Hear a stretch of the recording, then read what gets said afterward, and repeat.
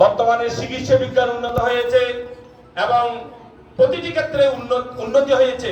মানুষ এখন হাতে হাতে মোবাইল, ল্যাপটপ, কম্পিউটার এগুলো পাচ্ছে। তাই বলে মানুষ মনে করতেছে বর্তমানে এগুলোর কারণে অর্থাৎ তথ্য প্রযুক্তির বদৌলতে মানুষ এখন উন্নত হয়েছে। আসলে ২৫০০ বছর পূর্বে যেই কথাগুলো বর্তমানে তথ্য প্রযুক্তি আমাদেরকে হাতের মুঠোয় নিয়ে যে দিচ্ছে, এগুলো ২৫০০ বছর পূর্বে বুদ্ধ বলেছেন।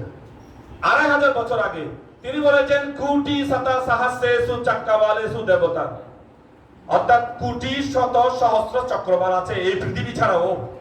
এখন বর্তমানে বিজ্ঞানীরা বিভিন্ন গ্রহ, উপগ্রহ, নক্ষত্র আবিষ্কার করছে। আপনারা হয়তো শুনেছেন আরো কয়েকটি গ্রহ এখন সংযুক্ত হয়েছে।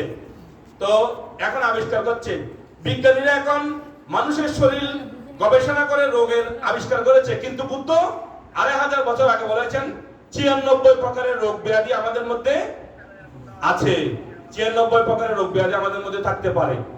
এখন বিজ্ঞানীরা এই চিকিৎসা বিজ্ঞান গবেষণা করে এগুলোকে বের করছে।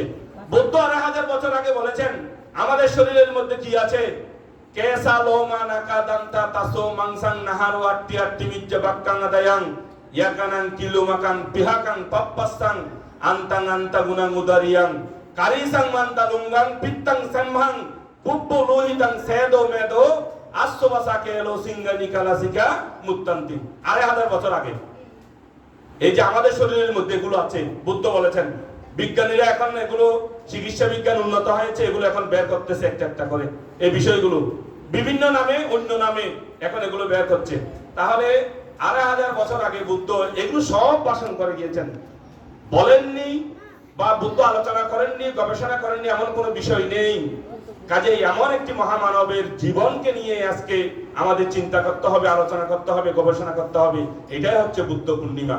শুধু বুদ্ধকে স্বয়ং তোলা, ফুল পানি তোলা, এই যে বুদ্ধ বিহারে এসে বন্দনাদি করা, এটা বুদ্ধ পূর্ণিমা নয়। কাজে আপনারা সেভাবে চিন্তা করবেন। এটাই বুদ্ধ পূর্ণিমার যে আলো আপনাদের প্রতিটি পরিবারে পরিবারে, প্রতিটি জনে জনে আলোকিত হোক, আপনাদের জীবন আলোয় আলোকিত হোক, এই প্রত্যাশা করে প্রত্যেকে ৩ বার সাধুবাদ প্রদান করুন।